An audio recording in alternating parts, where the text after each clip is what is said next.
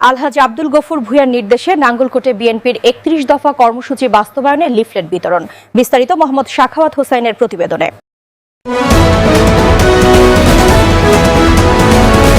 আপনারা দেখছেন IRTV news Bangla.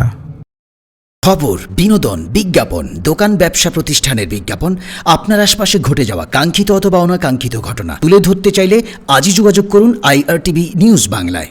Comilla 10 সাবেক সংসদ সদস্য আলহাজ আব্দুল গফুর ভূঁইয়ার নির্দেশে নাঙ্গলকোট উপজেলা যুবদলের উদ্যোগে বাংলাদেশ জাতীয়তাবাদী দলের ঘোষিত ৩১ দফা কর্মসূচি বাস্তবায়নের দাবিতে নাঙ্গলকোট উপজেলার আদ্রা দক্ষিণ ইউনিয়ন ভোলাইন বাজারে লিফলেট বিতরণ কার্যক্রম অনুষ্ঠিত হয়েছে।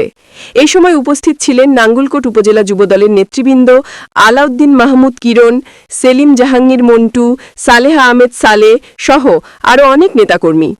অনুষ্ঠানে অংশ নেন আদ্রা দক্ষিণ ইউনিয়নের বিএনপি সভাপতি শহীদুল্লাহ কাশেম, আদ্রা দক্ষিণ ইউনিয়নের সাধারণ সম্পাদক জনাব ওমর ফারুক, নাঙ্গলকোট উপজেলা স্বেচ্ছাসেবক দলের সদস্য সচিব আজিমউদ্দিন মাকসুদ ও আদ্রা দক্ষিণ ইউনিয়ন যুবদলের নেতা খলিলুর রহমান, জনাব আলমগীর, নূর রহমান, যুবদল নেতা সাখাওয়াত হোসেন। নেতাকর্মীরা বলেন, বিএনপির ঘোষিত ৩১ দফা কর্মসূচি একটি গণতান্ত্রিক ও উন্নত বাংলাদেশ গঠনের রূপরেখা এবং এই কর্মসূচি জনগণের হাতে পৌঁছে দিতে তারা সর্বাত্মক প্রচেষ্টা চালিয়ে যাচ্ছেন। দেশ গড়ার অঙ্গীকারে বিএনপির ৩১ দফা বাস্তবায়নে মাঠে নেমেছে নাঙ্গলকোট উপজেলা যুবদল।